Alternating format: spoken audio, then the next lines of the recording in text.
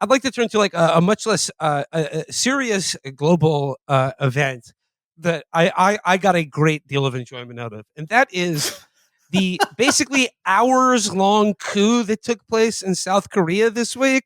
I mean, Derek, Yeah, tried to do a little next. coup.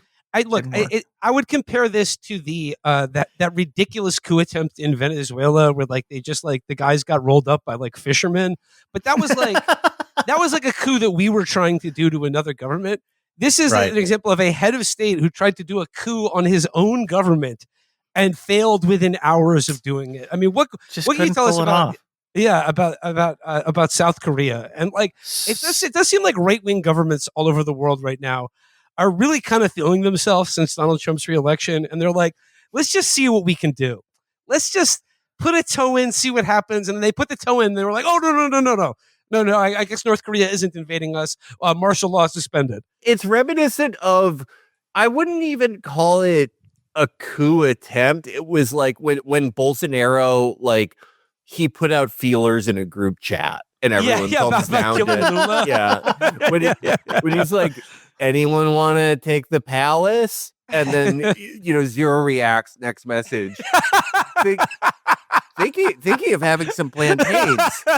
20 fire reacts. Oh, there's always one in every group DM.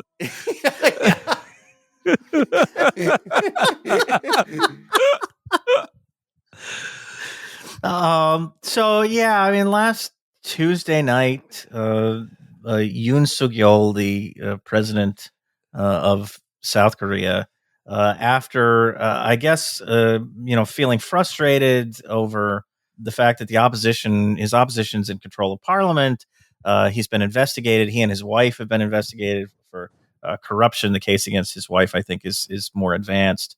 And just generally kind of irritated with the fact that his domestic agenda is not going anywhere. He did declare martial law. He declared that there was some sort of national emergency that required him to declare martial law and suspend parliament. He ordered his soldiers out into the streets to go to the parliament building in Seoul. And we've learned since this happened, the initial shambolic kind of laughing at it reaction has given way to some degree of kind of shock at the orders that he gave to literally, like, he wanted soldiers to break into the parliament building and drag legislators out and arrest them. Didn't he have military units dressed in North Korean uniforms to like stage a North Korean attack on South Korea? So I've seen some strange reports. Like, I can't make full sense of this. Like, they were either going to stage an attack or they were going to try to, do something. They were going to maybe launch a strike against the area where, like, North Korea for months now has been sending these balloons loaded basically with garbage into South Korea to just land and spill garbage everywhere. And there was I think there was one possible idea was that they were going to launch a strike on the place where these balloons are being launched from and try to provoke a response from North Korea.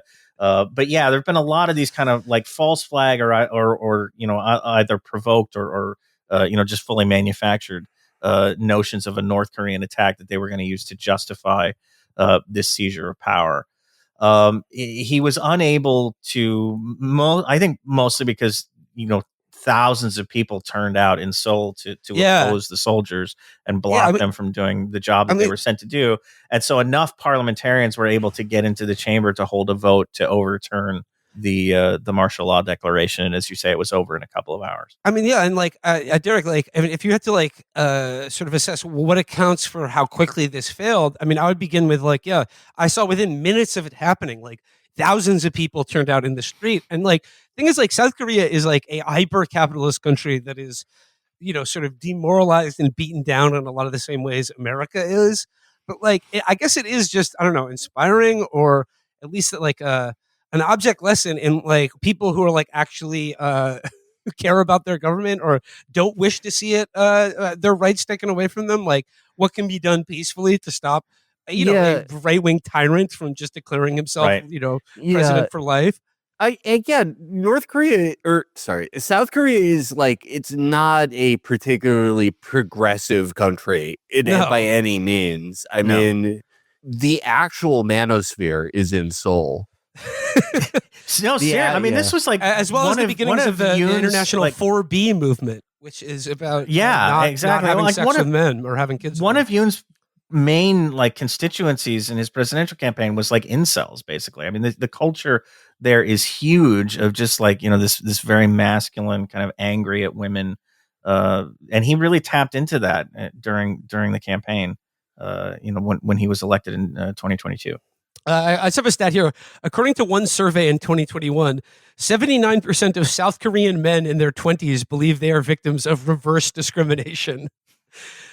So, but I mean, obviously, like, I mean, I guess like I'm just struck by, like a country that seems like an oppressive, alienating place, and like a hyper capitalist country. That at the same time, like people were there just like literally just like putting their hand in front of a rifle pointed at their face within minutes of this happening, and just being like, "No, you're not doing this." I still think, even though it's been a while, there is a popular memory of what it was like to live under a military government in South Korea. And so like not even that long ago, that was like the 90s. This like revulsion. Yeah, I mean, I say long. I mean, well, even the 90s, I guess. God, I'm old. I'm an old man. But yeah, so I mean, I think it's still enough in the kind of forefront of people's minds that they understood what was happening and got out there to register their disapproval with it. Derek, did you make note of any of our State Department's reactions to this coup? Because like I thought like when it was over, the State Department issued a statement. They were like, "We applaud Yoon for doing the right thing." Like, which is like that was the big statement for the embassy. It was like, yes, we believe that President Yoon has made the right decision to call off his coup, I guess, after the parliament voted to tell him to fuck off. Like, it was astonishing, the initial reactions, and then I mean, since then. Like, I don't even know if we have a position on this. Like, I haven't seen any coherent statements of like, well, we disagree with what President Yoon did, or we oppose this kind of. It seems like the State Department just doesn't want to talk about it really, which is a courtesy that we don't afford. Yeah, most other I mean, it was an indication that if it had been successful, the statement would have been like, "We applaud President Yoon for doing the right thing." The statement would be the same. That's right. There are commies everywhere in Seoul. You had to do something. Yeah, when Biden, I think it was in the Rose Garden, and this was after it had already fallen apart. Someone went, basically, what's going on? What are you guys doing? And he went, I haven't been briefed on it yet. He has senioritis. I mean, at least he didn't like say something like and try to say South Korean, say like sausage man or something like that. Mumbling out. Like that, you always have to worry about that. The little battle fella, coming out again. And Derek, I'm wondering if you saw like, I mean, I don't know what to make of this, but it was like reports in the Korean media as they attempt to like sort of whitewash or just sort of like play down what happened. They were like, I believe the headline I saw was that like reports say. President Yoon undertook this because he was very lonely. Yes, I mean it's been remarkable to see like the explanations. There've been there's now a second effort. I wanted to arrest everyone in Parliament and make them talk to me. Make them be my friends. Like make them come in and have dinner with me and hang out with me. So there was an impeachment drive immediately, and there was a vote that was supposed to happen on Saturday, this past Saturday. And Yoon's party, which seems increasingly dissatisfied with the way he's handled this whole situation, but at the time was unified enough that they walked out of the parliament before the vote, and that took the legislature. It requires a 2/3 majority, so 200 votes out of 300 members of parliament. It took them below the 200 figure, like for the total number of people who are still in the chambers. So they couldn't pass it. And Yoon gave a little like 2-minute speech where he was like, "I'm really sorry about this. Please forgive me. I didn't mean it." But since then, like Thursday morning, he released like a recorded video statement that was just like, I reject all you people, who are criticizing me and the investigation now, because there's a criminal investigation as well. The impeachment, this is all bogus. I wasn't even trying to take power. Basically, he's like, it basically said he was trying to like raise awareness or something of like the communist infestation, and this was all like to draw attention. He was holding space, okay? Yeah. He was holding space. That's what he wanted. He was calling Parliament in, not out. Yeah. It is very reminiscent of George Costanza quitting his job and then just going back like nothing happened.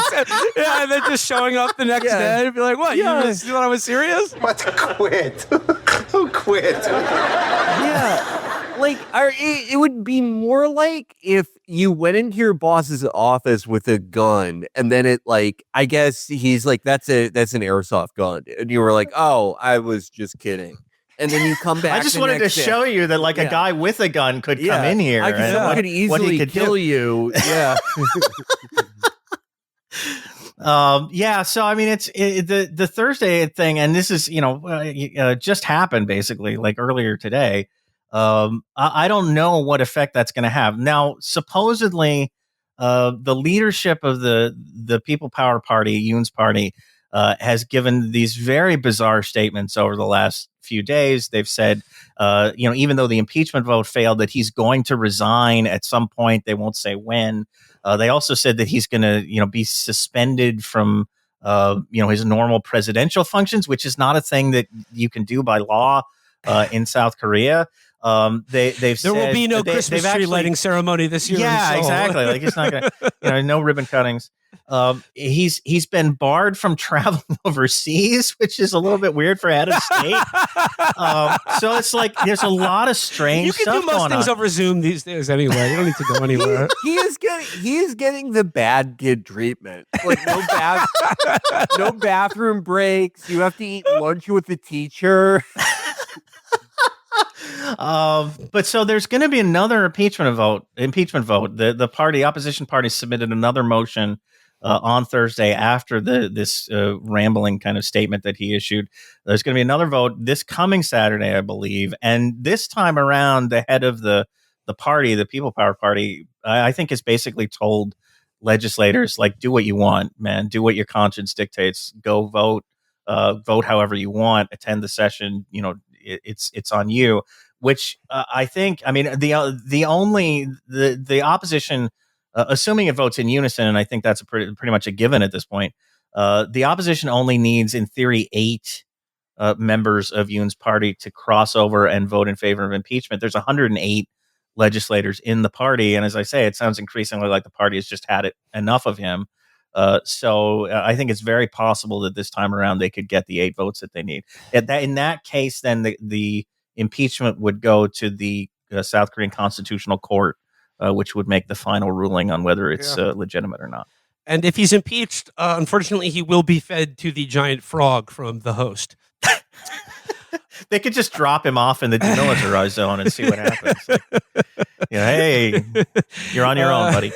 He's tasked with cleaning up all the garbage that North Korea is dropping. There you go. They could put him to work on that. That would be good use of his time. The garbage balloons are so that is really funny. The garbage balloon, so childish, and it's so great because it's like so fucking annoying and childish. Because it's like not dangerous or violent. Right, yeah, it's just annoying. It's just annoying and childish, but it's also like if somebody like fires a missile at you over doing that, they're the asshole.